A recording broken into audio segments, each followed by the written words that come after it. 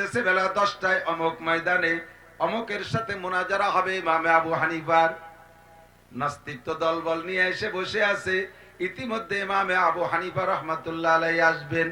আসতে উনি ইচ্ছা করলে পারতেন টাইম মতো আসতে, ইচ্ছা করে টাইম মতো না এসে আধা ঘন্টা দেরি করে আসছে।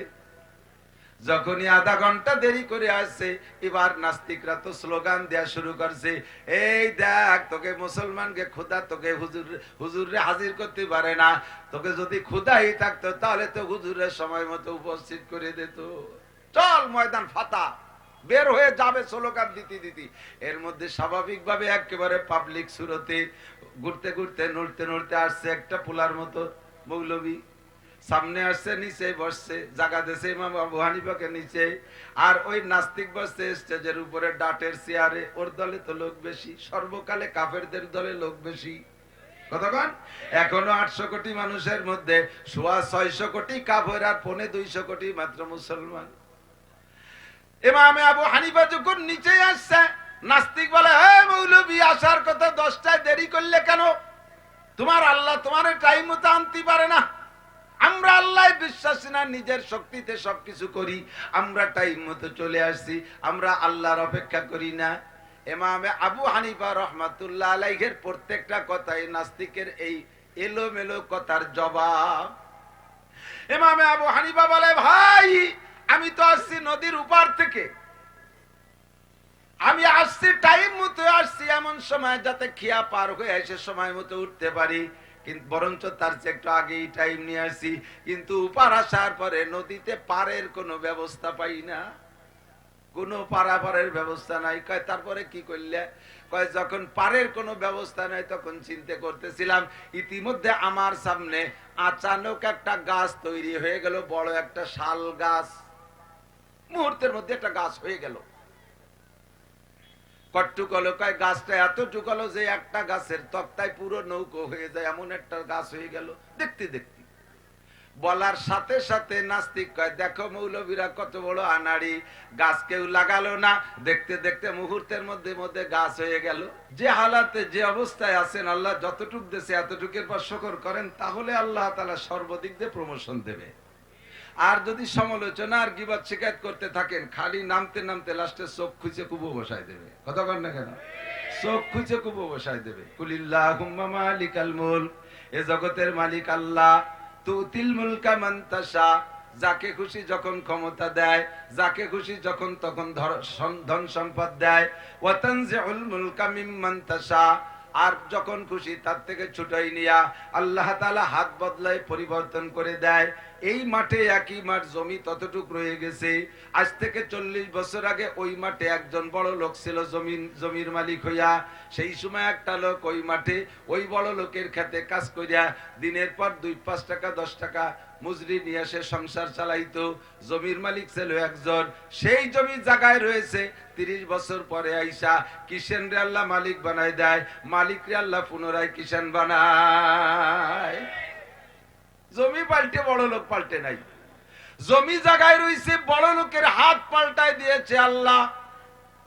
এ ক্ষমতা কার?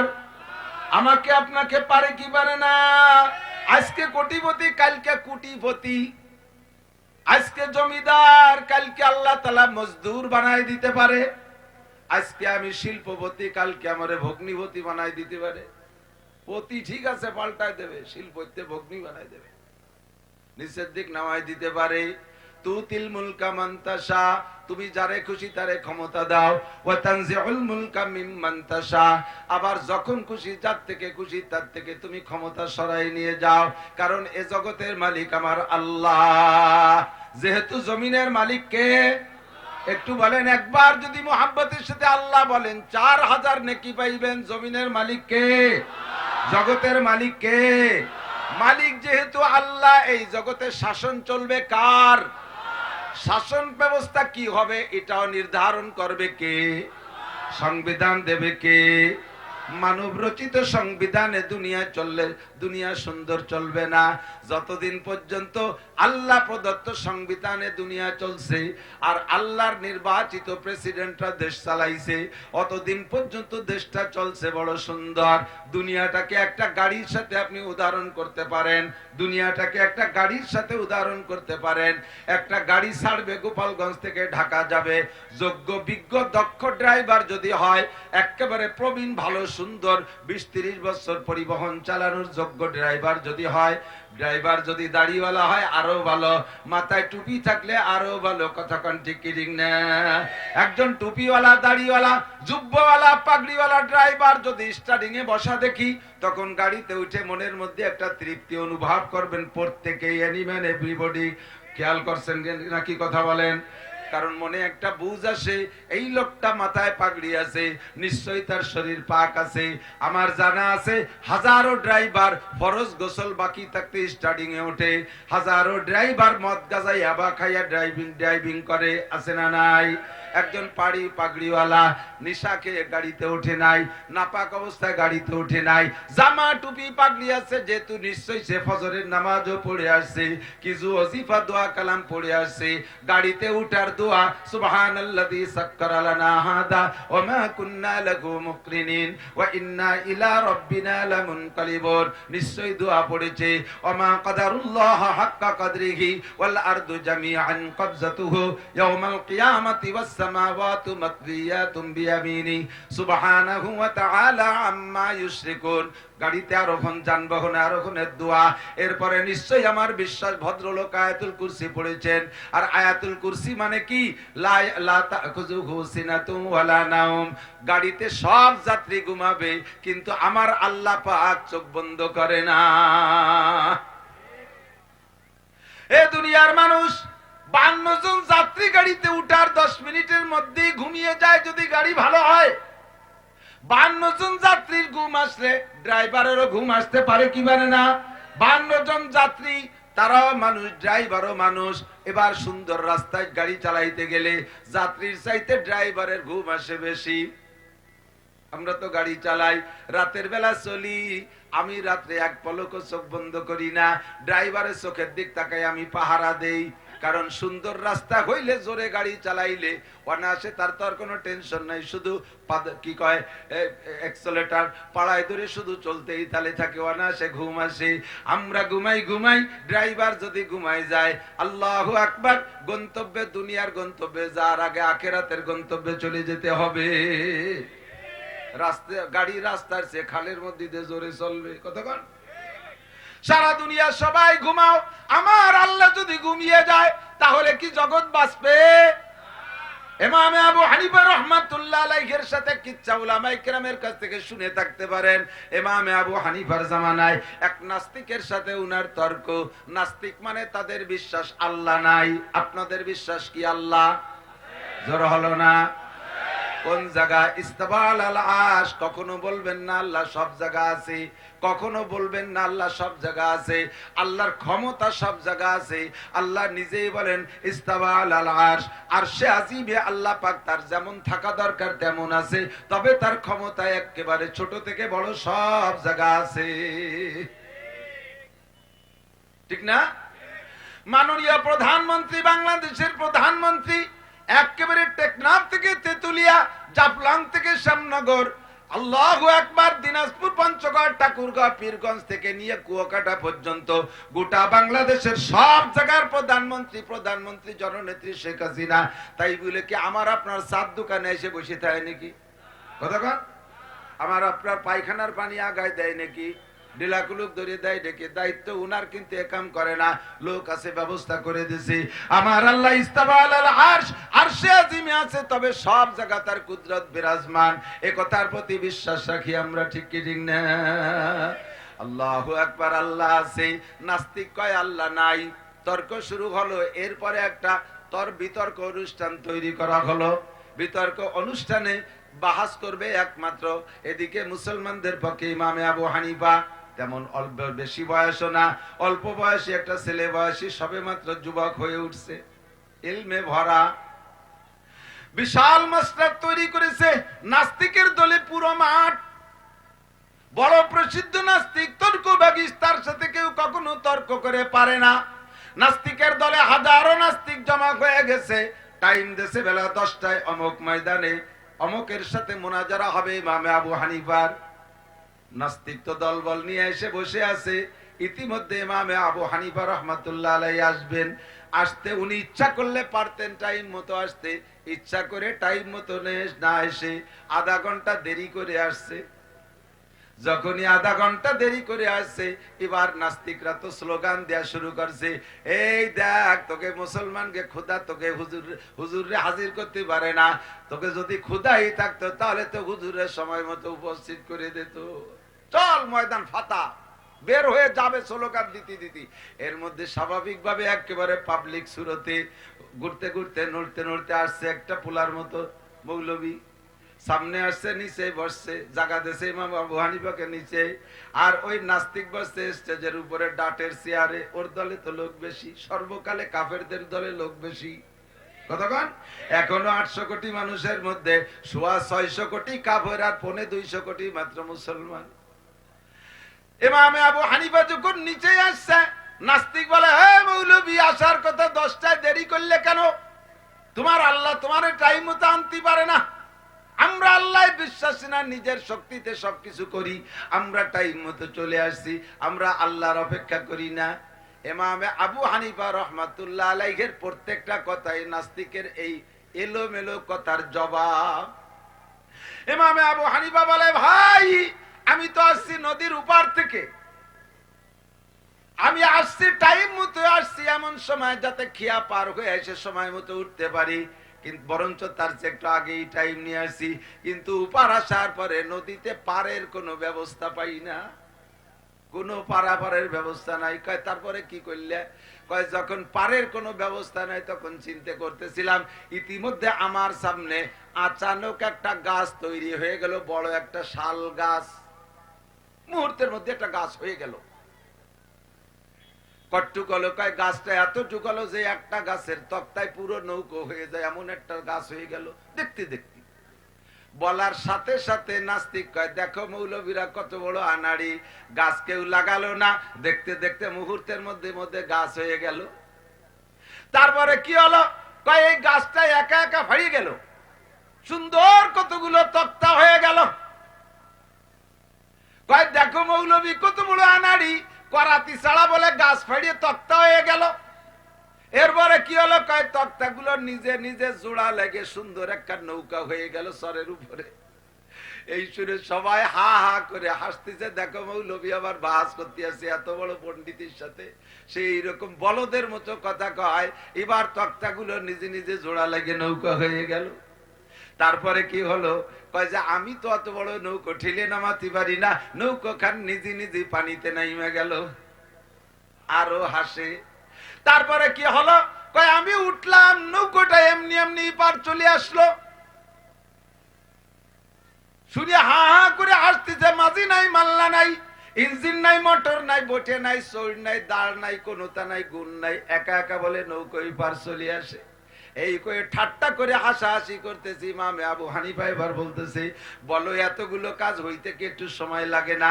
গাছ হবে, তক্তা হবে, নৌকো হবে, পার করবে, এগুলো করতে যে একটু দেরি হয়ে গেছে, তাই আমি পিছে পড়ে গেছি। নাস্তিক কয়, দেখো কত বড় দামলা মৌলবী, বলদের মতো কি কি কয়। ইমামে আবু হানিফা কয়, এ নাস্তিক, মুহূর্তের মধ্যে যদি কেউ না লাগাইলে একটা গাছ হইতে পারে না, করতি ছেলে যদি তক্তা হইতে পারে না, মিস্ত্রি ছাড়া যদি নৌকো হইতে পারে না, মাঝি ছেলে যদি নৌকো পার আসতে না পারে, তাহলে এত বড় ভূমণ্ডল, আসমান জমিন, এত বড় পাহাড় পর্বত, বিশাল কায়নাত কোন সৃষ্টিকর্তা ছাড়া কেমনে হইতে পারে?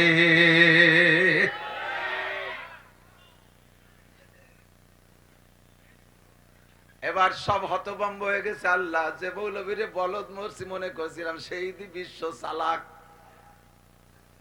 বলদ সাজি তাই বলদ, নইলে অত বলদ না। কতক্ষণ না কেন? আপনারা কাজাতি পারেন, আমরা পারি না তা না। আপনাকে চাইতে আমরা মৌলবীরা বেশি কাজাতি পারি। আপনারা খালি গোপালিয়া কাজানি জানেন, আমরা জানি সারা বাংলাদেশের কাজানি। বসায় দিনে জায়গায় একজন রাজনৈতিক নেতা 10 মিনিটের ভিতরে এত মানুষ বসায় রাখতে পারবে না। বহুত মঞ্চে যাই, লাখখানিক 2 লাখ 5 লাখ মানুষ নিয়ে বয়ান করি, ইতিমধ্যে আঞ্চলিক নেতা একজন আসে, আইসে মাইক ধরে 2 কথা বলবে, কিভাবে শুরু করবে কিভাবে শেষ করবে খুঁজে পায় না। শুরু করতে খানিক লাগাই ফেলাইছে, এরপরে থামবে কি রে, ব্রেক কোনো দিশেই পায় না, স্পিড ব্রেকার একটা দেয়, থামে থামে বাপ, আবার কাজে কাজেই কই আবার শুরু করে দেয়, দিশেই পায় না। শ্রোতা উঠে উঠে হাইটা চলে যায়। মন্ত্রী পর্যন্ত আমার মঞ্চে কথা বলছে, মাত্র 1 মিনিট। এক জায়গা মাহফিলে গেছি, 50-60 হাজার মানুষ, মন্ত্রী আসছে, আমি দেখতেছি দলবল নিয়ে আসতেছে।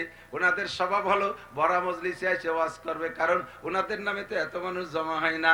আমরা যখন জমাইছি ওই সময় 2 মিনিট কথা বলে রাজনীতি টুক করে চলে যাবে। আমি আবার কৌশল অবলম্বন করছি, ওনারে দেখে বলছি, মাননীয় মন্ত্রী মহোদয় চলে আসছেন, উনি আমাদের জনদরদি, উনি আমাদের জনসেবক, মজলিস মাহফিল সর্ব বিষয় নিয়ে উনি অত্যন্ত ফিকির করে, উনার অবদানে আজকে আমরা এত বড় মাহফিল মিলেছি। উনি মাহফিলের ভিতরে কোনো কথা বলবেন না, উনি শেষে কথা বলবেন, আখেরি মোনাজাত না করে যাবে না, কারণ উনি জানে যে মাহফিলের মধ্যে কথা বললে মাহফিলের ডিস্টার্ব হয়। উনি একজন জ্ঞানী গুণী বুদ্ধিমান। পাম্পটি দিছে, এসে চুপ করে বসে আছে।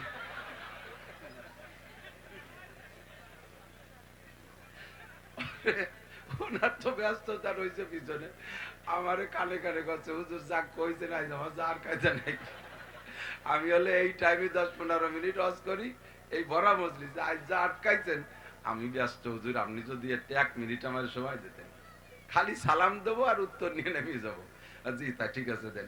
সালাম দেশে আর উত্তর, মাইক হাতে নিয়ে সাথে সাথে 500-600 উঠে আটাতেছে। উনি কতকে ভাই ধরি, ভাই আমি আর জীবনও আসবো না, আসলে চুপ করে শুনবো। মাঝে মাঝে বলি তো, মোল্লা জিয়ন রহমাতুল্লাহ আলাইহি আমাদের কওমি মাদ্রাসার সবচেয়ে উসুলে ফিকার কঠিন একটা কিতাব লেখছে, নুরুল আনোয়ার কিতাবটার নাম।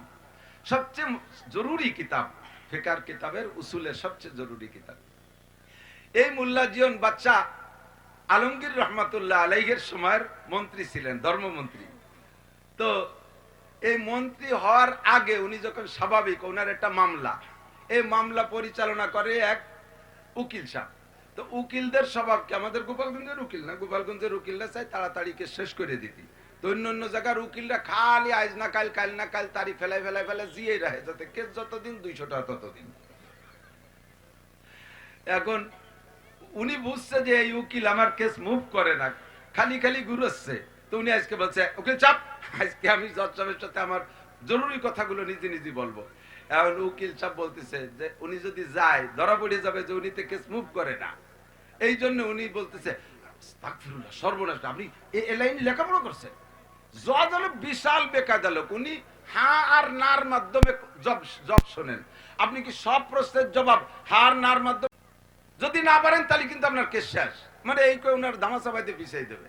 এখন উনি বলতেছে যে এইটা হয় নাকি, সব কথা হার না দিয়ে কিভাবে বলবো, আমার মনে কত জরুরি আছে, বিষয় আছে, আমার বিষয়টা সুন্দর করে তো আমার খুলে বলার সুযোগ। হার না, উনরা কি কলা তাতে হার না করতে হবে, তাতে কি হবে? আপনি কি পারেন নাকি সব কথা হার না দিয়ে জব দিতি? মোল্লা জিজ্ঞেস করছে উকিল রে, তো উকিল বলে, হ্যাঁ আমরা তো এভাবেই দেই, যে কোনো প্রশ্ন করবেন হয় হ্যাঁ নয় না। তাহলে আমার সাথে আগে কটা জব দিয়ে নেন। মোল্লা জিয়ন কইতেছে যে, আচ্ছা উকিল সাহেব, আপনার আব্বা তো বেঁচে আছে না নাই?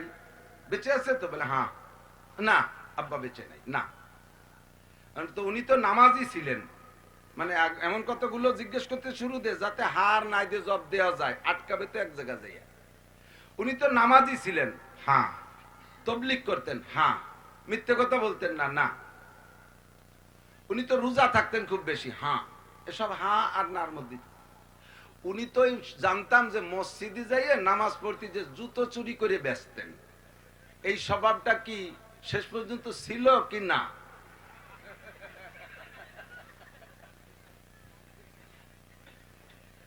যদি কয় হ্যাঁ তাহলে কয় ওই চোর স্বভাব নিয়েই মারছে, আর যদি কয় না কালি তাহলে আগে চুরি হতো পরে ছেড়ে দিছে।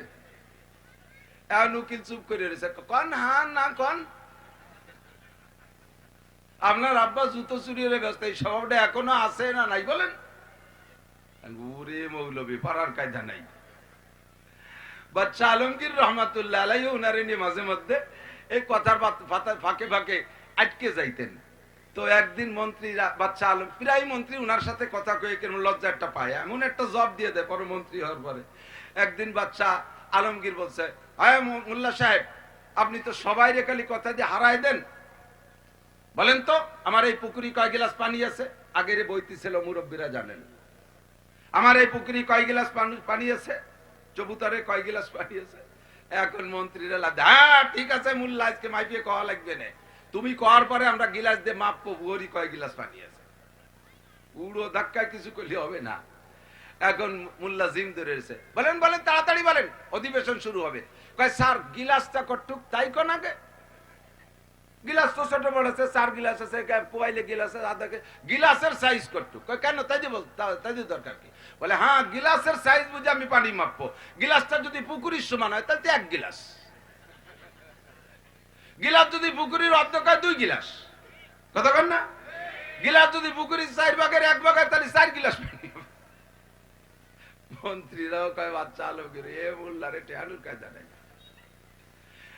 সব অধিবেশন ভেঙ্গে দিয়ে মোল্লারে আগে বিদায় দিয়ে সবার কাছে জানাই দিয়েছে গোপনে গোপনে, কালকে একটা ডিম নিয়ে আসবেন, প্রত্যেক এমপি মন্ত্রী পাছার নিচে নিয়ে বসবেন, কেউ যেন টের পায় না, মোল্লা যেন জানে না, যার যার ডিম পাছার নিচে নিয়ে বসবেন, মোল্লা যেন জানে না, মোল্লা ডিম আনবে না। আমি রাগ করে বলবো সবাই ডিম প্রার্থী, সবাই ডিম দেখাবেন, মোল্লা হেরে যাবে। এছাড়া মোল্লা হারানোর আর কোনো কায়দা পাচ্ছি না। সবাই ডিম পাছার তলে দিয়ে বইছে, মোল্লা আবার ওই লেখালেখি করতে করতে পিছে পড়ে যায়, আইছে সবার পিছনে। এবার কৃত্রিম রাগে রাগ হয়েছে, হ্যাঁ আপনারা দেশ চালাবেন কি করে, এইরকম খালি মুরগির মতো পিছে টানেন, আপনারা মুরগির মতো তার ডিম পাড়েন। সবাই কাইতে ভাষা চালতে ডিমের টাঙ্গিয়ে দেয়, মোল্লার ডিম নাই। এখন মোল্লা চুপ করে সবাই ডিম দেখালো, উনি যদি না দেখাতে পারে এটা ব্যতিক্রম, লজ্জার বিষয়, মাথা নিচে বসে রয়েছে। বাচ্চা তাড়াতাড়ি দেখান ডিম, সবাই ডিম দেখা, মোল্লার ডিম কো? মোল্লা ডিম না দেখা কুক কুক, তার মানে ডিম দেখানো কুক মুখী কাজ হবে না। কয় স্যার এতগুলো মুরগি একটা মোরগ না থাকলে ডিম বাহা হয়ে যাবে না, আমি মোরগ। কুক কুক কয় এ মোল্লা জিলাপি খা মোল্লা না, মিলাদ পড়া মোল্লা না, এটা বিটা মোল্লা, কথা কন না কে? ইমাম আবু হানিফা রাহমাতুল্লাহ একটা বিটা মোল্লা, কথা কন? যে কথাটাই বলবে সেই কথাটাই নাস্তিকের জবাবের হিসেব করে বলবেন, বাজে কোনো কথা হবে না, অতিরিক্ত কোনো কথা হবে না। এখন বলতেছে বলো তো মোল্লা, তোমার আল্লাহ এখন কোন দিক তাকিয়ে আছে? মনে আছে নাকি? লা তাখুযুহু সিনাতু ওয়ালা নাওম, আমার আল্লাহর ঘুমও নাই, আমার আল্লাহর তন্দ্রাও নাই। কোন দিক তাকিয়ে আছে বলো? কয়েকটা মোমবাতি জ্বালাও, জ্বালাইছে একটা মোমবাতি, বলো আগুন কোন দিক তাকায় আছে? তোমার দিক না আমার দিক? কয় সব দিক, আমার আল্লাহ সব দিক তাকায় আছে। সুবহানাল্লাহ। আমার আল্লাহ বাংলাদেশের দিক খেয়াল করলে যদি জাপানের দিক খেয়াল না করে জাপান শেষ, আমেরিকার দিক খেয়াল করছে বাংলাদেশের দিকে তাকাতে সুযোগ পাই না, বাংলাদেশ শেষ। আমার আল্লাহ সারা জগতের দিকে তাকায় আছে। প্রত্যেকটা কথা জবাব। বলো তো তোমার আল্লাহ এখন কি করতেছে? এখন মোল্লা বলতেছে, আবু হানিফা রাহমাতুল্লাহ বলতেছে, খালি তুমি প্রশ্ন করো আমি জবাব দিচ্ছি, তোমার এত প্রশ্নের জবাব আমার দিতে হবে। ঠিক আছে, তোমার এই লাস্টের জবাবটা দেওয়ার জন্য আমার একটা শর্ত আছে, কারণ যেহেতু তুমি শিখতেছো আর আমি শিখেছি, তাহলে আমি উস্তাদ, আমার উস্তাদের স্থানে রাখতে হবে, তোমার ছাত্রের স্থানে আসতে হবে। তুমি নামিয়ে নিচে আসো, আমি চেয়ারে বসবো, নাহলে এই প্রশ্নের জবাব দিতে পারবো না। এখন নাস্তিক তো তার অহংকার নিয়ে নামবেই না, সবাই বলতেছে হ্যাঁ এতগুলো প্রশ্নের জবাব ছেলে মানুষ দিয়ে দিল, একটা দাবি করছে, তার একটু নামেন না। সে নামবেই না, সে সবাই গলা ধাক্কাইয়ে কিলেতি কিলেতি নামাইয়ে ওই নিচে বসাইছে। ইমামে আবু হানিফারে কোলে করে নিয়ে চেয়ারে বসাইছে। এবার বলতেছে ওই প্রশ্নের জবাব দেবে এখন? বলে হ্যাঁ দেন। আমার আল্লাহ এখন কি করতেছে টের পান নাই? তোর মতো নাস্তিকরে বেইজ্জতি করে জুতো মাইরা নিচে নামাই, নিচে নামাইয়া আমার মতো একটা পুলারে আদরে যত্ন করে চেয়ারে বসাইছে। ওয়া তানজিউল মুলকা মিম্মান তাশা, এরকম করে কেউরে সম্মান, কেউরে বেইজ্জতি, কেউরে অসম্মান করতে পারে কে? এই জগতের মালিক যেহেতু আল্লাহ, কাজী একাম তিনিই করতে পারেন। কাজী এই দুনিয়া চালাইতে সংবিধান চলবে কার? আপনি না বললে আমার আল্লাহ কাইনিল হুকমু ইল্লা লিল্লাহ। মানব রচিত সংবিধান সম্পূর্ণ নয়, দুনিয়ার মানব রচিত সংবিধান সীমিত। বড় বড় পণ্ডিতদের নীতি কথা বড় বড় পণ্ডিতদের নীতি বাক্য অনেক সময় দেখি, যেমন আমাদের সদস্য হুজুর একটা নীতি কথা আমাদের সকলেরই জানা আছে, তুমি দুনিয়ার সব কিছু পেয়েছো কিন্তু আল্লাহকে পাও নাই, তবে তুমি কিছুই পাও নাই। কথা কোন ঠিক ঠিক না? অনেক সুন্দর একটা কথা, ঠিক না? দুনিয়ার সব কিছু পাইছো, রাজাই পাইছো, বাদশাহী পাইছো, এমপিগিরি পাইছো, মন্ত্রিত্ব পাইছো, শিল্পপতি হয়ে গেছো, কোটিপতি হয়ে গেছো, গোপালগঞ্জ 5টা বাড়ি, ঢাকা 5টা বাড়ি, বিদেশে বাড়ি করছো, তোমার সব কিছু আছে কিন্তু তুমি আল্লাহকে পাও নাই। এগুলো তুমি কিছুই পাও নাই, সব থেকে সর্বস্ব তুমি, একেবারে সর্বময় শূন্য তুমি। একটা নীতি কথা, এমন নীতি কথা মনে কে বলেছে? আপনাকে বিব্রত রহিতে আসে নাই কে গো আপনি পারে, সকলের তরে সকলি মুরা, প্রত্যেকে মুরা পরের তরে। সুন্দর একটা নীতি কথা, ঠিক না? খেসেরা রঞ্জুরে সাজো জারে জার তাতুরা বিরুকুনা দাস। ইশতেহার বলতে গেলে রাতভর রাত কেটে যাবে, এত নীতি কথা বিভিন্ন জনের। তবে একটা মানুষ এমন জগতে পয়দা হয় নাই, এক মুহাম্মদুর রাসূলুল্লাহ সাল্লাল্লাহু আলাইহি ওয়াসাল্লাম ছাড়া, যার একার নীতি কথায় মানুষের জীবনের শুরু থেকে নিয়ে মরণ পর্যন্ত 6টা জীবনে বিভক্ত: ব্যক্তি জীবন, পারিবারিক জীবন, সামাজিক জীবন, অর্থনৈতিক জীবন, রাজনৈতিক জীবন, আন্তর্জাতিক জীবন। 6টা জীবনকে সুন্দর করে চালানো যাবে একেবারে আদর্শ মানুষ হিসেবে।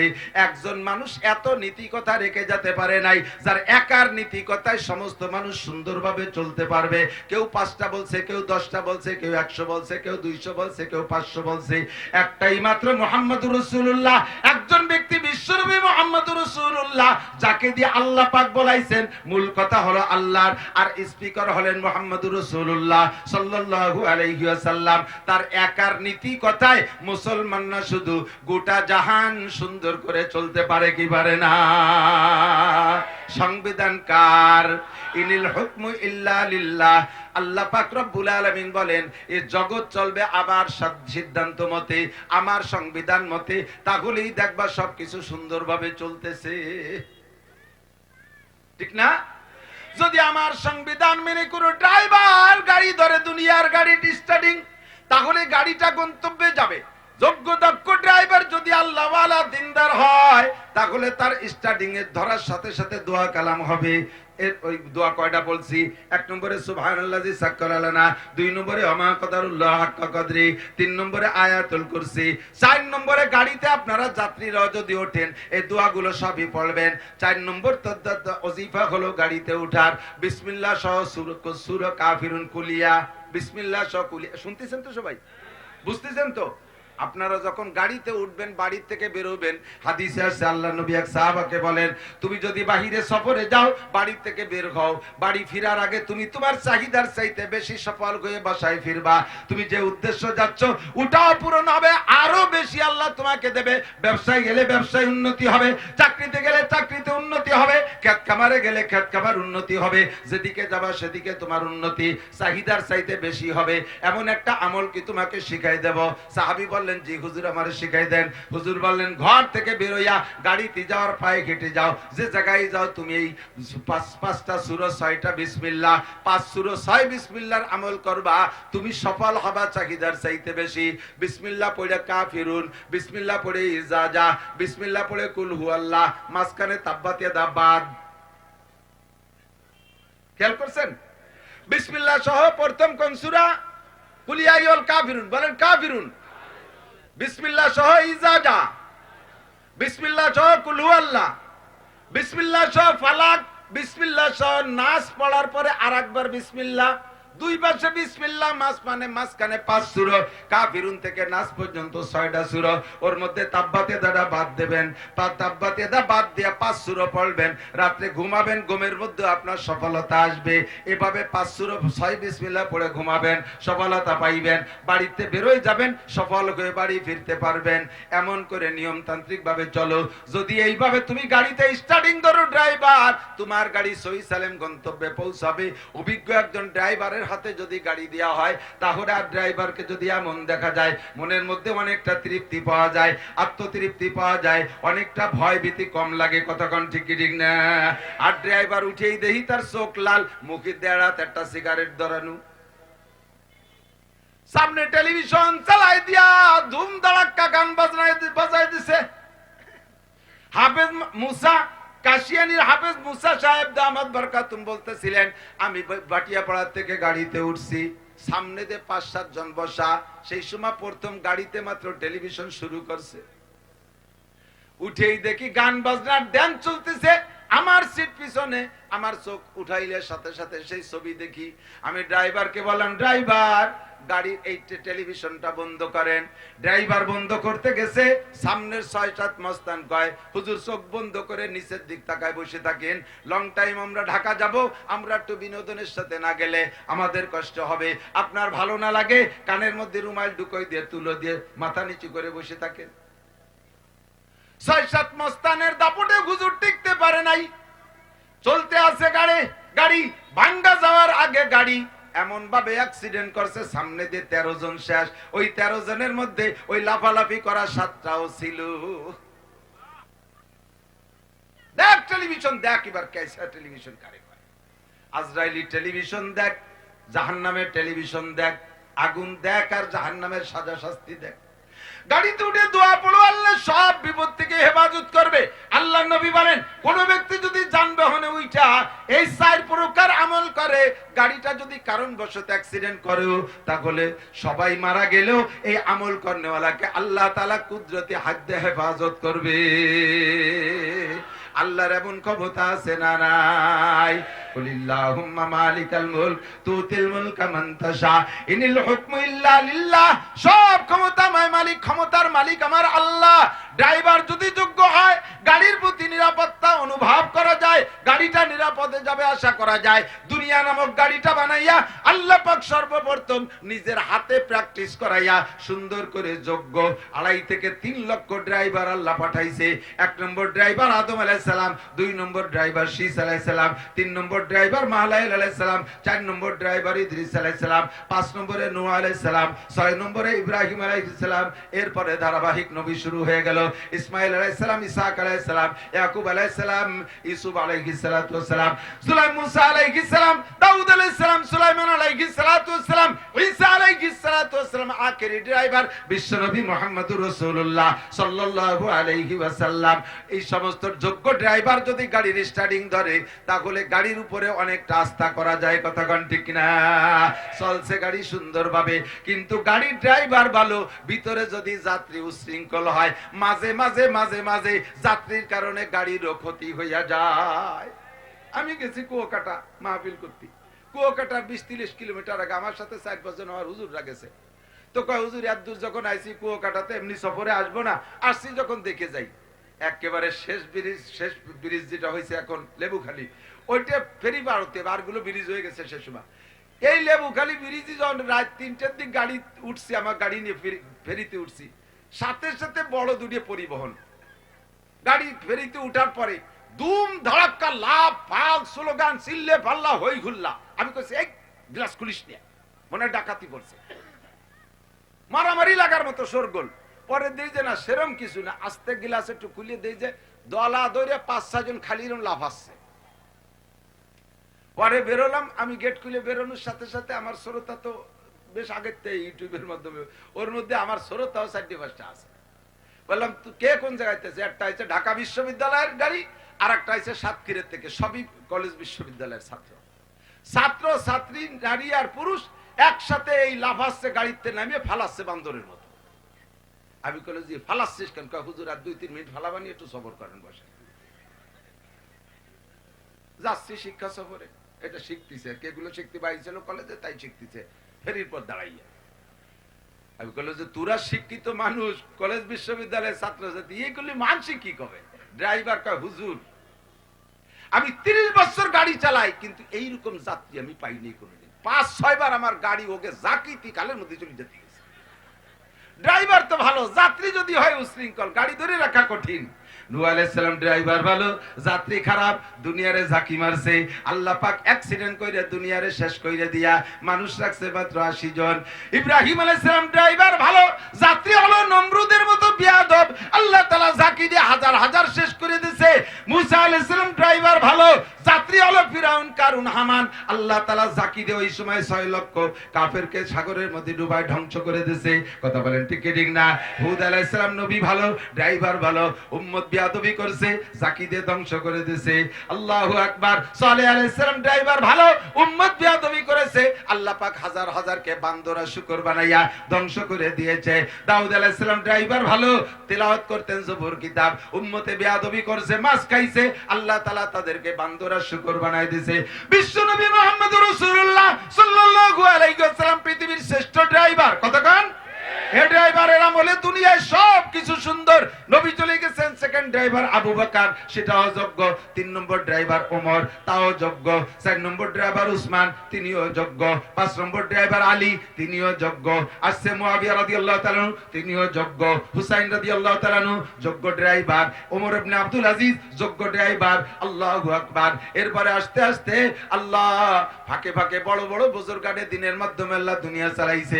বাদশা হারুন আর রশিদ যোগ্য ড্রাইভার, বাদশা আলমগীর যোগ্য ড্রাইভার, বাদশা শাহজাহান রহমাতুল্লাহ আলাইহি যোগ্য ড্রাইভার। চলে গেছে আদমিয়া গমসুদান দে মুলকে খুদা কর গেরেব সদরে নাশিন সচ্ছে গালো জাগ জাগান পুরকাশিদ ইজ্জতে দানা গুজাস্ত নওবতে নাদা রশিদ কব কাহো মাদার গুজাস্ত জাগ জাগান পুরকাশিদ জাগা হা জাগা গেরেব তো বুলবুলা হয়রা ফরিদ সোহবতে আদিল গুজাস্ত দাওরে বে আদিল রশিদ। মানুষগুলো চলে গেছে, বুলবুল পাখিতে ফুল পায় না, কাকশ গুনি এসে ফুল দখল করে বসে আছে। বিশ্ব মরল কাফের মুশরিক ইহুদ নাসারা, মানবতা বলতে তাদের অন্তরের মধ্যে নাই। কুচি কুচি বাচ্চাকে বোমা মাইরা, কুচি কুচি বাচ্চাকে বোমা মাইরা পুঁটি মাছ ভাজার মতো ভাজা করে ফেলতেছে। গত 2 দিন আগে ইসরায়েলের এক মন্ত্রীর ছেলে যুদ্ধে মারা গেছে। আরে শোক আর মাথা আমার কান্নাকাটি করে। গাজাওয়ালারা কয়, তোর ছেলেরে চিনিয়ে আমরা ইচ্ছা করলে না মারলে না মারতে পারতাম, আমরা ইচ্ছা করলে মন্ত্রীর ছেলেরা আমরা আগে থেকেই চিনি, না মারলে না মারতে পারতাম। কিন্তু মন্ত্রী, তোরে একটা জিনিস বুঝানোর জন্য, যে পাড়া লাগলে কেমন লাগে, অন্য লোকের অনেক জায়গা তুমি পাড়াও, তারা কান্দে, তুমি দরদ বোঝো না, তোমার সেই জায়গায় একটা পাড়া দিয়ে দেখি, তখন তুমি বুঝবা।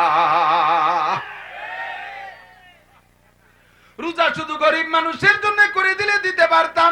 হে বড় লোকদের খাবার আছে, তারা খাইয়ে বেড়া, গরিব মানুষ তোরা খাবার পাইছ না, রমজানে একটু রোজা রাখ। আমি এভাবে ভাগ করে দেই নাই, বড় লোক ছোট লোক সকলের উপরে রোজা ফরজ করছি একটা জিনিস বুঝানোর জন্য।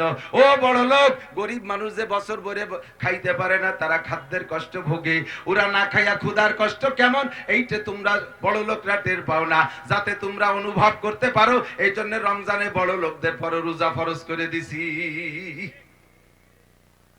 মানবতার বলি আওলাই, হিউম্যান রাইটস বলে আল্লাহু আকবার, মানবতা সম্পর্কে বক্তব্য ছাড়ে, অথচ তাদের ভিতরে মানবতার গন্ধ নাই। হাজার হাজার মাদেরকে কোল খালি করে বেরতেছে, বাচ্চাকে নিয়ে সামনের পর জবাই করে দিচ্ছে, গুলি করে দিচ্ছে, বাচ্চার সামনে মাকে গুলি করে দিচ্ছে। আরে সন্তানের সামনে মারে দর্শন করতেছে, মায়ের সামনে সন্তানরে দর্শন করতেছে, উভয়টাকে কড়াইতে ভাজার মতো ভাজা করে ফেলতেছে। এদের ভিতরে মানবতার গন্ধ নাই, এদের হাতে দুনিয়ার স্টার্টিং বিদায়, বারবার ভূমিকম্প, বারবার ভূমিকম্প, এখানে আগুন লাগে ওখানে আগুন লাগে। বর্তমান বিশ্বে 35টা পয়েন্টে গাজা ফিলিস্তিন যেমন যুদ্ধ হচ্ছে, ওই রকম বিশ্বে 35টা পয়েন্টে যুদ্ধ হচ্ছে। আর সব জায়গা যুদ্ধ লাগায় রাখছে আমেরিকার মোড়লই বিয়াদব জো বাইডেন। ওর আগের থেকে যারা আমেরিকা পরিচালনা করে সবাই যুদ্ধ নীতিতে পাগল, সবাই যুদ্ধ নীতিতে একমত। ওদের অস্ত্র বিক্রির জন্য সারা বছর অস্ত্র বেচে পয়সা কামাই করে ধনী হবে, এই জন্য বিশ্বের পয়েন্টে পয়েন্টে যুদ্ধ লাগায় রাখছে, তাদের কাছে অস্ত্র বেচতেছে। এরা নাকি মানবতার গুরু, এদের সংবিধান বলে ষষ্ঠ সংবিধান, ওদের সংবিধানে পায়খানা মাকাইয়া জুতো মারি। কথা বলেন ঠিক কি ঠিক না? তোর সংবিধান বলে সারা পৃথিবীর মুসলমান প্রস্রাব করে, যেই সংবিধানের ভিতরে কচি বাচ্চাকে মারার ভিতর তাকে দুনিয়ার মাঝে এরা মানবতা বিরোধী করেছে। আর আমাদের 17,000 মানুষ মারলি তাতে মানবতা বিরোধী হয় না, অমানবতা হয় না। গুরবামিরো সাগুজিরো মুশরা দরবা কুনাল, গুরবামিরো সাগুজিরো মুশরা দরবা কুনাল, ই দুনিয়ার কানে দৌলত মুলকে রাবিরা কুনাল। আল্লাহ, হোটেলের মালিক দিন ভরে কিনা বেচা করে, সহকারী নাই, কয়জন চলে গেছে ছুটিতে, আবার কিনা বেচা ভালো, একা একাই কিনা বেচা করতেছে, দিন ভরে কিনা বেচা। ওর একটা জরুরত আছে না, তো জরুরত আসছে যখন, পায়খানা পেশাব আসছে, এখন কারে একটু দায়িত্ব দিয়ে যাবে? ভাজা মাছ প্লেট প্লেট ভরা, গোশ এক জায়গা, 3 জনরে পাইছে, বস্তা ভরা চাইল ডাইল। উত্তরে কইছে যে তোরে দায়িত্ব দিলাম, তুই এই গোশের আড়িটা খেয়াল রাখিস। বিলেইরে কইছে তুই ভাজা মাছগুলো লক্ষ্য রাখিস যেন কেউ খেয়ানত না করে। ইন্দুরে কইছে তুই চাইলেটার বস্তার দিক খেয়াল রাখিস। আধা ঘন্টা পর আইসে দেখছে 3 জন খেয়াল রাখছে, বস্তা সিটি হয়ে গেছে, দেখে তল দিয়ে বাংকার কুইছে, তল দিয়ে নিয়ে চলে গেছে। কুত্তায় ব্যাট ভরে খাইয়ে ঢেক ছাড়তিছে, বিলাইতি ভাজা মাছ খাইয়ে এবার প্লেট ছাড়তিছে। কি হচ্ছে? খেয়াল রাখতে কইছি, এক পিসাব মুড়িদ নিয়ে যাচ্ছে, মুড়ি পিসাব গুড়াই বসা, মুড়িদ কইছে এই এই আমি তো, তুই তো ঘোড়ার পিঠে 2 জন উঠলি তো চলছে, তুই পিছনে থাক, কোনো কিছু পড়লি খেয়াল রাখিস, দেখিস কোনো কিছু পড়লি। তো যাইতে যাইতে কদ্দূর যাই, এক জায়গায় যায়, এবার তাবুটা নাইছে, নামবে, ঘোড়াইতে নামিয়ে দেয় যে সেই তসবি নাই, সে হাফিজ সাহেবের লাঠি নাই, পাগড়ি নাই, জুব্ব একটা নাই। তুই পিছনে থাকলি কলাম যেগুলো দেখিস, তো কি পিছে থাকলি? দেখছি তো একটা পড়ছে অমুক জায়গা, একটা পড়ছে অমুক জায়গা, দেখতে কইছেন দেখছি তো একটা অমুক অমুক জায়গা পড়ছে। খেয়াল রাখতে করছে, খেয়াল রাখছে, দেখছে। শয়তান দেখা মানে কি? পড়লি খুঁটি আনবি, ফিরে সামনে পিছে থাকবি, যা পড়বে সব উঠবি, গুলো আমাকে জিনিস। ফিরে মঞ্জিলি দিয়ে যায়, নামছে, নামিয়ে দেয় যে ব্যাগ ভরা ঘোড়ার গোবর। এ কি আছে? যা পড়বে তাই ফুর্তি কইছেন, এ সবরে খালি নিয়ে দাইছে, যারা কিছু আর নেই। খাইছা বুদ্ধিমান কাজ। আল্লাহু আকবার। এদের হাতে খেয়াল রাখতে দেশে, দেশ দুনিয়া খেয়াল রাখতে দেশে। ওদের সংবিধান মেনে যারা চলবে তারাই জালেম হবে, কথা বলেন ঠিক না? ইংরেজের সংবিধান মেনে যারা চলবে তারাই জালেম হবে। তারা কখনো মুনসিফ হতে, ন্যায় বিচারক হতে পারে। নিরপরাধীকে অপরাধী বানাইয়া আটকায় দেবে, অপরাধীকে ঘুষ খাইয়া ছেড়ে দেবে, ঠিক কিনা? মিথ্যে কথা, তাজা তাজা মিথ্যে কথা গায়, তারপরও তারা নীতির পর আছে, চলে যায় সামনের দিকে। তাহলে সংবিধান চলবে কার? আল্লাহ। আল্লাহ পাক রব্বুল আলামিন বলেন, বান্দা তুমি ভয় পেও না, যে যত বড় তার সংবিধান তত বড় হয়, যে যত বড় তার কাজ তত বড় হয়। কতক্ষণ? গ্রাম্য চৌকিদারের হুকুমের কাজ কটুক ছোট ছোট, এরপরে পুলিশের কাজ আর একটু বড়, তারপরে র্যাবের কাজ আর একটু কঠিন, আর্মির কাজ আর একটু কঠিন, সেনাবাহিনী যুদ্ধ করা লাগে। সাধারণ পুলিশের কাজ একরকম, বড় পুলিশের কাজ আরো কঠিন, সাধারণ মেম্বার চেয়ারম্যানদের কাজ ছোট, এমপি মন্ত্রীদের কাজ আরো বড়। তাহলে যে যত বড় তার কাজ হুকুম তত বড় হয়, কঠিন হয়। আল্লাহ পাক বলেন, না না, ওই ভয় পেও না, আমার ব্যাপারে এবার তোমরা নিঃসন্দেহে থাকো, নিশ্চিন্তায় থাকো। লা ইউকাল্লিফুল্লাহু নাফসান ইল্লা উসআহা, লা ইউকাল্লিফুল্লাহু নাফসান ইল্লা উসআহা।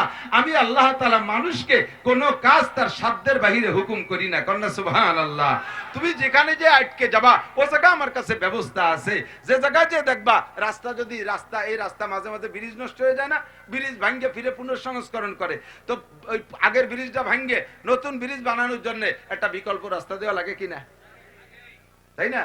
এপাশে বাঁশ দিয়ে বেড়া দিয়ে একটা লাল কাপড় টানায় দেয়, রেড সিগন্যাল, বিপদ সংকেত। ওখান থেকে ক্রস দিয়ে আছে, তা তীর দিয়ে আছে যে ডাইন দিয়ে বিকল্প সড়ক, বাম দিয়ে বিকল্প সড়ক। তাহলে যেখানে ভাঙ্গা ব্রিজ সেখানেই বিকল্প সড়ক। মানুষের এই ব্যবস্থা। আল্লাহ পাক রব্বুল আলামিন বলেন, আমার সমস্ত সংবিধান মানতেই হবে, যেহেতু জগৎ আমার হুকুম আমার মানতেই হবে, নামাজ পড়তেই হবে। বলেন নামাজ, কথা কয় না, শুধু শুক্রবারের সপ্তাহে একদিন নামাজ পড়তেই হবে। তাহলে ঈদের নামাজও অক্তীয় নামাজ তো লাগবে না? কয় ওয়াক্ত? দৈনন্দিন কয় ওয়াক্ত? কার হুকুম? পড়তেই হবে, এবং নামাজের সমস্ত বিধিবিধান মেনেই পড়তে হবে। কথা বলেন। রোজা কার হুকুম? রাখতেই হবে। বলেন, রাখতেই হবে। হজ কার হুকুম? আদায় করতেই হবে। যাকাত কার হুকুম? দিতেই হবে। কতক্ষণ? পর্দা কার হুকুম? জোর হলো না, কার হুকুম? নামাজও যেমন ফরজ, পর্দাও এরকম ফরজ। নামাজটা পড়েন, পর্দাটা করেন না, একটা মানলেন একটা মানলেন না। আবার তো মিনুনা বিবাজিল কিতাব, অর্থাৎ পুরোনা বিবাজ, তোমার যেটা ভালো লাগে সেটা করো, আর যেটা ভালো লাগে না সেটা করো না। তোমার সম্পর্কে আমার ডিক্লেয়ার শুনে নাও, ফামা জাযাউ মান ইয়াফআলু যালিকা মিনকুম ইল্লা খিজিয়ুন ফিল হায়াতিদ দুনিয়া। যাদের স্বভাব এমন হবে কি একটা মানে না, ইসলামের কিছু ভালো লাগে সেটা মানে, কিছু কষ্ট হয় সেটা মানে না। আল্লাহু আকবার। এই জাতীয় মানুষ যারা, আল্লাহ পাক বলেন দুনিয়ায় তাদেরকে অপমান অপদস্থ হতেই হবে। ওয়া ইয়াউমাল কিয়ামাতি ইউরাদ্দুনা ইলা শাদ্দিল আযাব। আর কিয়ামতে কঠিন শাস্তির সম্মুখীন হতে হবে। যারা দুনিয়া আল্লাহর কোরআন দেখো না, চক্ষু বন্ধ করে রাখো, কুরআনী সংবিধান ভালো লাগে না, মানব রচিত সংবিধান চোখ খুলে দেখো, ইংরেজদের সংবিধান পড়ো আর মুখস্থ করো, ওইটা পড়ার নাম রাজনীতি, পলিটিক্স পড়া। এই পলিটিক্স পড়িয়া দুনিয়ার রাজনীতি পড়ে তোমরা দুনিয়া চালাও। আল্লাহর সংবিধান চোখ খুলে কোরআন খুলে দেখো না, তুমি জেনে নাও, ওমান আরাযা আন যিকরি ফাইন্না লাহু মাঈশাতান দানকা ওয়া নাহশুরুহু ইয়াওমাল কিয়ামাতি আমা। দুনিয়ার জিন্দেগি তোমাদের জন্য সংকীর্ণ করে দেব। কোটি কোটি টাকা, বড় বড় পদ টাকা সত্ত্বেও তুমি সুখী হতে পারবা না, শান্তিতে তুমি ঘুমাইতে পারবা না। আর কিয়ামতের ময়দানে তোমাকে অন্ধ করে উঠানো হবে। কিয়ামতের ময়দানে অন্ধ করে উঠানো হবে। শুনি এক লোক খুশি হয়েছে, কয় সুবহানাল্লাহ। ওয়াজ শোনা, আল্লাহু আকবার, মানে শেষ টাইম দিয়ে ছাড়িয়ে দিলি সুবহানাল্লাহ করতে হবে, তাই পক্ষেও কার বিপক্ষে। কিয়ামতের ময়দানে অন্ধ হয়ে অন্ধ করে উঠাবেন, খুশি না বেজার? নাউজুবিল্লাহ। আল্লাহ পাকের কাছে আপনি বলবেন, আল্লাহ লিমা হাসারতানি আমা ওয়াকাদ কুনতু বাসীরা। আমি তো দুনিয়ায় চোখ ছিল, কত সিনেমা দেখছি, বায়োস্কোপ দেখছি, টেলিভিশন দেখছি, ফেসবুক দেখছি, ল্যাংটা ছবি দেখছি, কত কিছু দেখছি, তুমি আমারে এই জায়গা কানা বানাইলে কেন? বেহেশতের মধ্যে কিছু দেখতে পাচ্ছি না। বেহেশতে তোমার হাসরের মাঠে কি আছে? আল্লাহ কা কাযালিকা আতাতকা আয়াতুনা ফানাসিতাহা। দুনিয়ায় তোমার সামনে আমার কোরআন ধরা হয়েছিল, ওটাকে ভুলে গেছিলে, দেখছিলে না, চক্ষু বন্ধ করেছিলে। ওয়া কাযালিকাল ইয়াউমা তুনসা।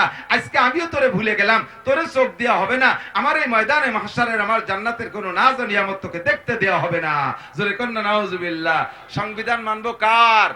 কোরআন দেখবো কার? আল্লাহর কোরআন দেখবো। কতক্ষণ ঠিক না? কোরআনের ভিতরে যে জায়গা যাবেন আমি রাতভর প্রমাণ দিতে পারবো ইনশাআল্লাহ। আল্লাহ তাআলা সব জায়গা হুকুম ঠিক করেছেন। আবার আমার যদি কষ্ট হয়, সাথে সাথে বিকল্প সড়ক রেখেছেন। ইউরিদুল্লাহু বিকুমুল ইউসরা ওয়া লা ইউরিদু বিকুমুল উসর। ফরজ নামাজ দাঁড়ায় পড়া ফরজ। কথা বলেন, ফরজ নামাজ একটু বলেন, মস্ক করেন। ফরজ নামাজ দাঁড়ায় পড়া ফরজ নামাজ কিভাবে পড়া? ফরজ নামাজ কিভাবে পড়া? নফল না ফরজ? ফরজ, ঠিক তো? এখন আপনার হাঁটুতি ব্যথা, মাজায় ব্যথা, বসতে পারতেছেন না, কি করবেন? আমি যেভাবে বলছি, এদিক তাকান। নামাজের 13টা ফরজের একটা ফরজও যদি, একটা ফরজ যদি ভুল করেও ছুটে যায়, নামাজের পরে মনে পড়ছে যে এটা তো ভুল করে ছুটে গেছে, আবার পড়তে হবে নামাজ। নামাজের মধ্যেও যদি মনে পড়ে, নামাজের মধ্যেও যদি মনে পড়ে শেষের দিক যে আরে প্রথম রিকাতে তো একটা ফরজ ছুটে গেছে, ছেড়ে দিয়ে আবার নতুন করে পড়তে, ওটা সোসিদায় মেকআপ করবে না। আর নামাজের ভিতরে একটা ওয়াজিব ছুটে গেছে, শেষ রিকাতের দিক দিয়ে যদি মনে পড়ে যায়, তাহলে সোসিদা দিলি ওই গর্ত বন্ধ হয়ে যায়। সোসিদায় ওয়াজিবের সমাধান করে, কিন্তু ফরজের সমাধান আর কোনোটাই করে না, আবার নতুন করে করতে হবে। তাহলে ফরজ নামাজ দাঁড়ায় পড়া ফরজ। এর লোক বেশি হয়ে যাচ্ছে, আপনারা একটু পিছনেতে কয়জন চলে যাবে নাকি? হ্যাঁ, যাবেনি? তাই একটু একরামের নিয়ে আগায় আসেন। 10 বছর এতেকাফের নেকি কামাই করে ফেলেন। 10 বছর, আর পাক্কা 10 বছর এতেকাফের নেকি। একরামের নিয়ে আমি আগায় বসে, আর একবার ওই পিছনে পর্দা খুলে দাও, আর ওই জায়গা খুলবে কেদা আলাদাতেছে, মহা মুশকিল প্যান্ডেলের জন্য। আল্লাহ পাক তৌফিক দিক। আমরা এই এদিক তাকান। আমি কালেকশন করব না, এখানে কোনো কালেকশন নাই, ফখরুল ভাইয়ের মাদ্রাসায় কালেকশন নাই। আমি দাবি করি, আমরা এখানে কত মানুষ না, 2-3 হাজার মানুষ হবে ইনশাআল্লাহ। আমরা যদি ইচ্ছা করি আগামী বছর এই বসার এই যে তিরপলটা আমরা কিনে দেব, পারবো না ইনশাআল্লাহ? আমরা সবাই মিলে সহযোগিতা করলে, ওকে তাই যে 12 জায়গা বিছিয়ে যায়, কালকে পুজো আনছে নাকি তাও পাওয়া যায় না। কিন্তু ভাড়ার টাকা, যে ভাড়া যে টাকা দেবে সেই জায়গায় যেতে হবে। কোন জায়গা কোয়ানে বিছাইছে সেই জায়গায় টেনে দিয়েছে, আমাকে ঈশান নামাজ পড়তে হবে সেই জায়গা। হিন্দুরা পাড়াইয়ে ময়লা টলে মায়া দিয়েছে, সেই সেজদা দিতে হবে। আমাকে এই মাদ্রাসার মাহফিলের এই তিরপলগুলো আমরা নিজেরা তৈরি করি, আমরা সবাই পয়সা দেবো ইনশাআল্লাহ। 1000 টাকা করে রেডি করি। সামনেবার ইনশাআল্লাহ আমাদের টাকার কার্পেটের পর আমরা বসবো। রাজি আছেন না ইনশাআল্লাহ? এইবার ইনশাআল্লাহ চলো হয়ে গেছে। কি যে শেষরা, গোপালগঞ্জের শেষরা না। গতকাল আমার মাদ্রাসার মাহফিলে মৌলানা আব্দুর রব ফরিদি সাহেব প্রায় আমার মাদ্রাসার জন্য বোর্ডিং এ 400 বস্তা চাউল কালেকশন করে দিয়েছে। এই সাধারণ গ্রামের মানুষ 10 বস্তা 12 বস্তা 20 বস্তা করে দিয়ে দিয়েছে। তা আমরা 1 বছর প্রত্যেক বছর চাচ্ছি না, আগামী বছর আমাদের নিজেদের কিনা তিরপলার উপরে বসবো, 1000 করে টাকা রেডি করেন। এ বাহি বই নাই, পকেটে থাকলে রেডি করেন, 500 200 100 আমরা এই জায়গাতে ইনশাআল্লাহ কার্পেটে টাকা দিয়ে যাবো ইনশাআল্লাহ। রেডি আছেন তো ইনশাআল্লাহ? জোরে 10 টাকা 10 টাকা 20 টাকা 50 টাকা 100 টাকা, ওতে কার্পেট হবে না, একটু মোটা টাকা দিতে হবে। আল্লাহ কবুল করুক বলেন আমিন। তাহলে আল্লাহ তাআলা শরীয়তের বিধান সব জায়গা যেটাই হুকুম করছেন তার পাশে আমাদের জন্য আসান ব্যবস্থা রাখছে, কথা কোন ঠিক না? ফরজ নামাজ দাঁড়ায় পড়া ফরজ, আপনি দাঁড়াতে পারেন না, কি করবেন? আল্লাহ কাছে যেভাবে পারো বসে পারো। জি আল্লাহ আমি তো বসতেই পারতেছি না, কি করবো? আল্লাহ কাছে শুয়ে পড়ো। কয় নাসির হুজুর যেভাবে কইছে তাতে শুয়েও তো দরকার, বসতেও তো দেয় না, সে যেভাবে কড়াকড়ির সাথে কয় তাতে তো শোয়া তো দূরই কথা। বল আল্লাহ কয় বক্তারা যা কয় কোক, তোমার জন্য ব্যবস্থা আছে। লাইসা আলাল মারিজে হারাজুন, আমি কই না, আল্লাহ কোরআনে বলে রাখছে লাইসা আলাল মারিজে হারাজুন, রোগীর কোনো মাসালা নাই, যেভাবে পারেন সেভাবে বসবেন। এখন এই সুযোগ পাইয়া, আল্লাহু আকবার, এই সুযোগ পাইয়া একেবারে মসজিদের প্রথম 2 কাতার চেয়ারম্যান হয়ে গেছে। একটু পদে আসলি হয় ভাষার সাথে চেয়ার একখান লাগাই দেয়, মসজিদে যে নিচে নামাজ পড়তে ওনার ক্রেডিট ডাউন হয়, ক্রেডিট ডাউন হয় মসজিদে যাইয়া। বিনা ভোটে চেয়ারম্যান মসজিদ, এই ভিতরে যাইটি বেরাজ কেন, এই বসে বসে। কটুক সমস্যা, একটু মাজা ব্যথা করে, করবে না কেন? ওর মধ্যে তো গিরে মুড়িয়ে খুলিয়ে যাওয়ার কথা। একটা মেশিন 30 বছর আগে 2টা মেশিন কিনে যাইছেন যশোরের থেকে, সেলো মেশিন। একটা আইনে সেট করে বেলাইছেন, ডেলি তারে 5-7 বার স্টার্ট দেন, সব জায়গা তার ইজি, একবার কিক করার সাথে সাথে স্টার্ট হয়ে যায়। আর একটা মেশিন এনে বাড়ি বাক্সের মধ্যে রেখে দিয়েছেন, ওটারে এইটা নষ্ট হলে সেট করবেন। 30 বছর পরে যে ওইটারে সেট করছেন, ওরে স্টার্ট দিতে যে স্টার্টিং দিয়ে হ্যান্ডেল দিয়ে যখন টান মারছেন, দেখবেন সব জায়গা কলকল কলকল করছে। যখন কাকা আস্তে টান দেন, গিরি গুড়ি ছুটি গেল, ভিতরে গিরিশ মিরিশ সব শুয়ে গেছে। ও জোর সে মারছে টান, 3-4 জায়গাতে হাঁটু মাটু খুলি গেছে।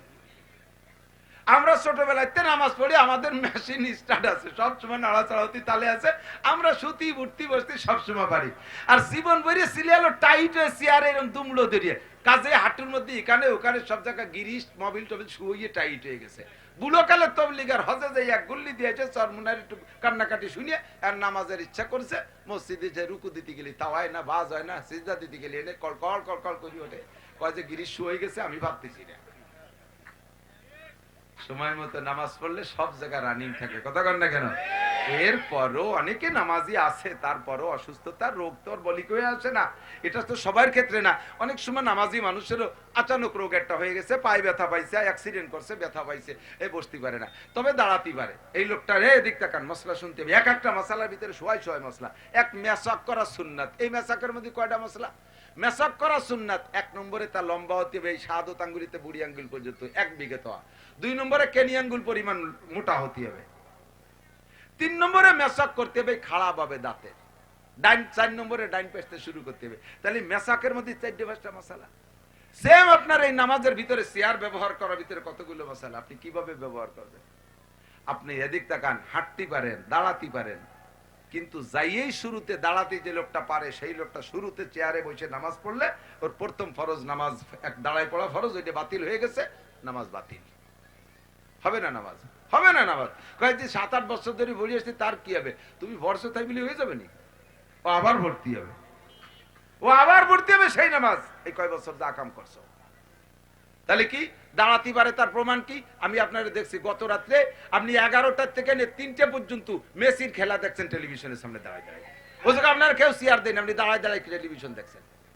আপনারা দেখছি আপনি মাছ কেনার সময় চাইলের সাথে ফিরে ঘন্টা খানিক ধরে ঝগড়া করছেন দাঁড়ায় দাঁড়াইয়া। মসজিদে এসে 5-7 মিনিট আপনি আইটি বেড়াইছেন, দাঁড়ায় রয়েছেন, কাজে আপনি দাঁড়াতে পারেন। আপনি ধরেই শুরুতে বসলে হবে না, পারেন না আপনি যে জায়গা, সেই জায়গা থেকে শিখাই চেয়ারে পাশার কাছে রেখে দাঁড়াবেন, দাঁড়াইয়ে কিরাতের সব শেষ রুকুও দিতে পারেন, তারও প্রমাণ আছে। একটু আগে আপনার হাতে মোবাইল পড়ে গেছে, দিয়ে কুজয়ে ঘটলেন,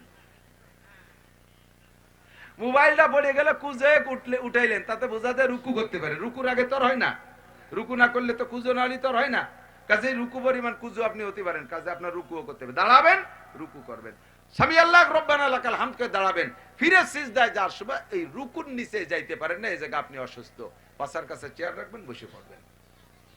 তবে আর একটা কথা মনে রাখবেন, আপনি যদি একবার মাটিতে বসতে পারেন তাহলে হাঁটুর উপরে রুকু দিয়ে সিজদাটা আপনি মাটিতে দিতে পারেন, তাতে বাড়ি একটা অসুবিধা হয় না। এই লোকটা চেয়ারে বসবেন না। আপনি চেয়ারে বসলে আপনার নামাজ হবে ঠিক আছে, কিন্তু আপনি ইশারায় সিজদা দেওয়ার চাইতে মাটিতে কপাল লাগাইয়া সিজদা দেওয়ার মধ্যে যে তৃপ্তি, এটা চোখের ইশারায় কোনোদিনও অনুভব করতে পারবেন না। এই স্বাদ কোনো তাই হবে না, কথা কোন ঠিক না? নামাজের মূল মাকসাদ হলো মাটিতে সিজদা দেওয়া। হ্যাঁ, আল্লাহর কুদরতি দুই কদমের মাঝে, আল্লাহ আমি তোমার পায়ে পড়ছি, আল্লাহ আমি তোমার পায়ে পড়ছি, এই যে মজা সিজদা মাটিতে দিয়া, এটা ইশারায় হবে না। কাজেই আপনি রুকুর থেকে দাঁড়াইয়া বসতে পারেন না, চেয়ারের অনুমতি দেওয়া গেছে, কিন্তু শুরুতে যে আবার বসে আপনি মাটিতে সিজদা দেওয়ার ক্ষমতা আছে, তাহলে মাটিতে বসেই পড়বেন, সিজদা দেবেন মাটিতে। কথা বুঝে আসছে না? চেয়ারটা রাখবেন কোন জায়গায়? চেয়ারের সামনের পায়া সামনের দিক যাবে, পিছনের পায়া পায়ের গোড়ালি, মুসল্লিদের পায়ের গোড়ালি কাতার বরাবর হবে পিছনের কাতার, পিছনের পায়া। আপনি দাঁড়ানোর সময় সামনে একা তাগাই গেছেন, সমস্যা নাই, কিন্তু বসার সময় তো সবার সাথে বরাবর হয়ে যাবে। একটা মাসালার মধ্যে কত মাসালা আল্লাহ পাক ব্যবস্থা রেখেছে। লা ইউকাল্লিফুল্লাহু নাফসান ইল্লা উসআহা, ইউরিদুল্লাহু বিকুমুল ইউসরা ওয়া লা ইউরিদু বিকুমুল উস। আপনাকে রমজানে রোজা রাখা ফরজ, রমজানে রোজা রাখা এ মাসালা আরেকটা শিখাই দেই। নামাজ পড়তে ওযু লাগে, নামাজ পড়তে কি লাগে? কি লাগে? বিনা ওযুতে নামাজ হয়? অসুস্থ মানুষ, অসুস্থ যে ওযু বানাতে পারে না, তারও কি বিনা ওযুতে নামাজ হয়? বলেন না, তার না নাপাক অবস্থায় নামাজ হবে না। আল্লাহু আকবার। ইযা কুমতুম ইলাস সালাতি ফাগসিলু উজুহাকুম, আল্লাহর হুকুম, আমি কই না। ইযা কুমতুম ইলাস সালাতি ফাগসিলু উজুহাকুম ওয়া আইদিয়াকুম ইলাল মারাফিকি আমসাহু বিরুউসিকুম ওয়া আরজুলাকুম ইলাল কাবাইন। এই আয়াতের দ্বারা ওযুর সিস্টেম আল্লাহ তাআলা শিখিয়ে দিয়েছেন। হাত দাও, মুখ দাও, মাথা মুছো, পাও দাও, এই ছাড়া তুমি নামাজের কাছেই যাবা না। এখন আপনি অসুস্থ মানুষ, আপনারে ডাক্তার বলছে তুমি করোনার রোগী, পানি স্পর্শ করতেই পারবা না, তোমার জ্বর এখন 105, পানি স্পর্শ করতেই পারবা না, তবে নামাজ ফরজ। তবে নামাজ শ্বাস থাকতে, হুশ থাকতে নামাজ ফরজ, পড়তেই হবে। বিনা বিনা অপবিত্র অবস্থায় নামাজ পড়া যাবে না। আমি এত কড়াকড়ির সাথে বলছি, আপনি আল্লাহর কাছে ভেঙে পড়ছেন যে আল্লাহ, নাসির হুজুর দেশি মানুষ, তারপরে একটু ছাড় দিল না, যেভাবে টাইট করে কইছে এই বিনিয়োজিত নাপাক অবস্থায় নামাজ পড়ো, আমি কি এটি নামাজ পড়ো কও দিদি আল্লাহ, এ তো পানিও ঠান্ডা। আল্লাহ কয় সে যা কয় কোক, যদি তুমি অসুস্থ হও ফাতায়াম্মামু সাইয়িদান তাইয়্যিবা, তোমার জন্য বিকল্প সড়ক রাখছি, তুমি মাটি দিয়ে তায়াম্মুম করে নামাজ পড়ো। সুবহানাল্লাহ। আমার আল্লাহর ব্যবস্থা রাখছে কি রাখে নাই? যেখানেই ভাঙ্গা ব্রিজ সেখানে আল্লাহ তাআলা বিকল্প সড়ক রাখছে। ওযু বানাইতে পারেন না, তায়াম্মুম। এখন একটা মাসালা এই জায়গা জেনে নেন, আমরা শুধু বুঝি যে ওযুর পরিবর্তে তায়াম্মুম, কিন্তু গোসল ফরজ হইছে, গোসল করলে তো জ্বর হয়ে যাবে 7, হতে পারে কিনা? মারাত্মক জ্বরের ভিতরেও কারণবশত গোসল ফরজ হয়ে যেতে পারে কিনা? একজন মহিলা তার মাসিক শেষ হয়ে গেছে বেলা দুপুরের সময়, আসরের সময়, এখন শীতকাল, ওই সময় যদি সে গোসল করে তাহলে তার তো জ্বর বেড়ে যাবে, অসুবিধা হবে। আল্লাহ তাআলা ব্যবস্থা রাখছে, তোমার নাপাক কাপড়গুলো খুলে সরাই রেখে তুমি নির্দিষ্ট জায়গায় একটু গরম পানিতে ধুয়ে পরিষ্কার করে তুমি তায়াম্মুম করে নামাজ পড়ো। এই নামাজ দোহরানোও লাগবে না। ওযুর স্থান যেমন তায়াম্মুমে কভার করে, গোসলের স্থানও তায়াম্মুমে কভার করে। আপনি অসুস্থ মানুষ, গোসল করলে রোগ বেড়ে যাবে, আপনি এই মনে করতে যে ওযুতে না তায়াম্মুম চলে, এত বড় নাপাক তায়াম্মুম দিয়ে কি হয় হুজুর, কুলি কি হয়? মনের একটা তৃপ্তি আছে না, তোমার মনের তৃপ্তিতে একা কোক্তের বিনিময় 230 কোটি 40 লক্ষ বছর জাহান্নাম কামাই করতেছ। আল্লাহ সুযোগ দিতে, তোমার তৃপ্তির দরকার কি? গোসল ফরজ, গোসল করলে রোগ বেড়ে যাবে, বাস আপনি তায়াম্মুম করে নির্দিষ্ট জায়গার ময়লাগুলোকে অল্প পানি দিয়ে ধুয়ে পরিষ্কার করে আপনি পবিত্র কাপড় পরে গোসলের পরিবর্তে আপনি তায়াম্মুম করতে পারেন।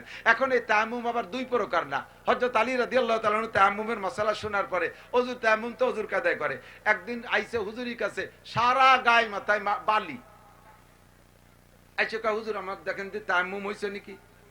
হুজুর কয় কি তায়াম্মুম করছো? কয় হুজুর আগে তো ওযুর তায়াম্মুম করতাম, এই আত্মস্তামান মুখ পুছতাম, আজকে গোসলের তায়াম্মুম করছি। শরীর খারাপ, গোসল করলে শরীর খারাপ হবে, গোসল ফরজ, আমি গোসলের তায়াম্মুম করছি। কিভাবে করছো? বালি গাদি দিয়ে এই পাশে ডুব দিতে বার হয়ে গেছি। হুজুর বললেন আলী, গোসল ওযুর তায়াম্মুম যতটুকু, গোসলের তায়াম্মুম বেশি করা লাগবে না, বেশি করা লাগবে না। ওই হাত আর মুখ মুছলে হয়ে যাবে। গোসলের তায়াম্মুমে সারা গায়ে মাটি ডলা লাগবে না। সহজ হয়েছে কি হয় নাই কথা বলেন? সহজ ব্যবস্থা হয়েছে কিনা? বহুত মানুষ শীতকালে দিন এভাবে, আবার শীতের কারণে এমনি শরীর খারাপ না, অসুস্থ না, জ্বরজারি কিছু না, শুধু শীত কষ্টের কারণে গোসল না করে তায়াম্মুম করলে হবে না। ভালো করে মনে রেখে, শুধু শীত কষ্টে গোসলের পরিবর্তে তায়াম্মুম করলে হবে না, গোসল সেখানে করতেই হবে, গরম পানি করে করে। আল্লাহ পাক সহজ ব্যবস্থা রেখেছে। 3 নম্বর হলো, সময় লেগেছে নাকি? আল্লাহ আরেকটু করে শেষ করে দিচ্ছি। আমাদের বড় বক্তারা আছে আলহামদুলিল্লাহ, খালেদ সাইফুল্লাহ আইয়ুবী ভাই আছে, হাসান জামিল সাহেব আছে, ইনশাআল্লাহ কথা বলবে। তো আরেকটা মশালা বলি, এই সহজ সহজ তাহাজ্জুদ যদি কেউ শেষ রাত্রে নিয়মিত পড়ে, আল্লাহ তাআলা তাকে, মাথায় মাথায় মেরে দিচ্ছি, তাহাজ্জুদ যদি শেষ রাত্রে পড়ে, আল্লাহ তাআলা তাকে নিয়মিত পড়ে যদি কেউ, আল্লাহ তাআলা তাকে কিয়ামতে রেগুলার তাহাজ্জুদ পড়নেওয়ালাকে নবী এবং শহীদদের সাথে বিনা হিসাবে জান্নাতে দিয়ে দেবে। যে লোকটা শেষ রাত্রে উঠে তাহাজ্জুদ পড়বে, হাসরের ময়দানে আল্লাহর এই মহা বিপদ দেখা মানুষ তো সব পাগলের মতো হয়ে যাবে। ইয়াউমা তাযহালু কুল্লু মুরদিয়াতিন, ইয়াউমা তাযা কি বলে, ইয়াউমা তাযহালু কুল্লু মুরদিয়াতিন আম্মা আরদাআত ওয়া তাদাউ কুল্লু যাতি হামলিন হামলাহা ওয়া তারান নাসা সুকারা আমা হুম বিসুকারা ওয়ালাকিন আযাবাল্লাহি শাদীদ। ময়দানে মাহশারের এই মহা বিপদে মানুষ মাতালের মতো, মদ খা রোগীর মতো এরকম হয়ে বেড়াবে, পাগল হয়ে যাবে। অপ্রাপ্ত বয়স্ক গর্ভবতী মহিলা যদি থাকতো তাহলে তার পেটের থেকে বাচ্চাটা পড়ে যেত, এমন বিপদ।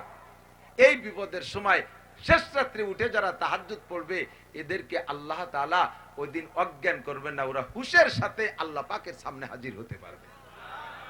এখন আমরা তো কৃষক, মূর্খ, কষ্ট করি, দিন ভরে পরিশ্রম করি, দিন মজুর, কত কষ্ট করি, আমরা তো প্রত্যেক রাতে তাহাজ্জুদ এভাবে পড়তে পারবো না।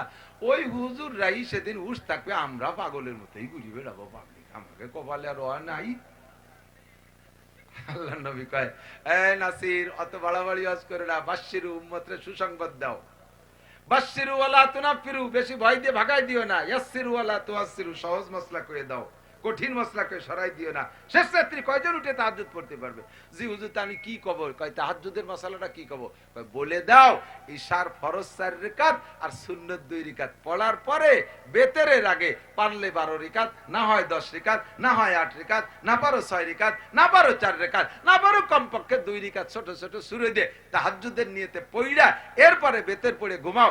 আর নিয়ত রাখো শেষ রাত্রে উঠলে পরে আবার পড়বো। তাতে যদি কোনোদিনও শেষ রাত্রে উঠতে না পারো আর এইভাবে তাহাজ্জুদ পড়ো, কিয়ামতের ময়দানে নির্দিষ্ট শেষ রাত্রে উঠে তাহাজ্জুদ পড়নেওয়ালাদের সাথে আল্লাহ তাআলা একই সাথে তোমারও জান্নাতে দিয়ে দেবে। সহজ হইছে কিনা? আল্লাহ কি খালি কঠিন মসলা কইছে? আমরা এই 2 রাকাত আজকের থেকে পড়তে পারবো না? আজকের ঈশা সামনে আছে, কে কে নিয়ত আছে? ঈশার ফরজ আর সুন্নতের পরে বেতের আগে 2 রাকাত পারবো? পারবো ইনশাআল্লাহ। আজকের থেকে রানিং হয়ে যাক, ঠিক না? আজকের থেকে রানিং হয়ে যাক, ঠিক আছে তো? ভাই মাওলানা ফখরুল সাহেব বলে, বিভিন্ন মাহফিলে কি বলে জানেন? মাগরিবের সুন্নাত পড়েই বসে যাবেন, নফলের নিয়ত করিবেন না।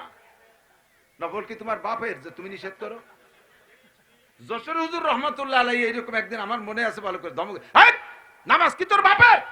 তুই নামাজের নিষেধ করিস কেন? নফল নামাজ আল্লাহর সিজদা দেবে আর তুই নিষেধ করিস? এখান থেকে নফল নামাজ না পড়ে যে প্যান্ডেলে বসবে আর 4-5টা গজল শুনাবি, তোর 1 কোটি গজলে তো আজক্ষণ নেকিও নাই। 2 রাকাত নামাজ পড়লে তো বস্তা ভরা নেকি পাবে। তুই নামাজের নিষেধ করিস। যদি কারণবশত সময়ের স্বল্পতা থাকে, এদিক থেকে ভাষা শেখেন, যদি কারণবশত সময়ের স্বল্পতার কারণে নফল পড়তে নিষেধ করা লাগে, তাহলে ভাষা কি হবে? আপনারা শুধু সুন্নত পড়েই চলে যাবেন, শুধু সুন্নত পড়েই চলে যাবেন। এর মানে কি দাঁড়াইছে? তাহলে নফল পড়েন না। কিন্তু সেই কথাটা ভাষা দিয়ে আমি বলি নাই যে নফল পড়েন না, নফল তো নামাজ, আমি ডাইরেক্ট নিষেধ করবো কিভাবে? বোঝেন নাই কথা? উলামায়ে কেরাম কথা শেখেন, শুধু সুন্নত পড়েই বসে যাবেন, শুধু সুন্নত আর বেতের পড়েই বসে যাবেন। তার দ্বারা বোঝা যায় যে অন্য কোনো নামাজ পড়তে নিষেধ করতেছে। কিন্তু ডাইরেক্ট নফল পড়িবেন না, আল্লাহ বেজার হয়। কেন? নফল পড়বে তো আমার সিজদা দেবে, তুই টাকাস কে? কথা কি শিখছেন? বোঝা গেছে না কথা? খেয়াল থাকবে তো ইনশাআল্লাহ। এবার আপনি এইভাবে আজকের থেকে ইনশাআল্লাহ নিয়ত রাখেন যে আমরা রেগুলার 2 রাকাত তাহাজ্জুদের নিয়তে পড়বো, ঠিক আছে না? ইনশাআল্লাহ। আবার শেষ রাতে উঠতে পারলে পড়বেন। আরেকটা মাসালা, আওয়াবিনের মিকদার 4 রাকাত, 6 রাকাত, 8 রাকাত, 10 রাকাত বলে দেওয়া ঠিক না। কারণ আওয়াবিনের হাসানুল বতার ভিতরে রাখছে আকাল্লে আওয়াবিন 4 রাকাত, আওয়াবিনের সবচেয়ে কম রাকাত হলো 4, আর সর্বোচ্চ 20। আমি 6 বলে দেবো, ও লোকটা তো পড়ান নিয়ে তাছে 20, আমি 6 বলে তারে ঠেকাবো কে? কতক্ষণ? যদি আওয়াবিনের অনুমতি থাকে তাহলে আওয়াবিন সম্পর্কে বলতে হবে যারা আওয়াবিন পড়ার অভ্যস্ত পড়তে পারেন, আওয়াবিনের সুযোগ আছে। যারা না পড়েন তারাও পড়তে পারেন।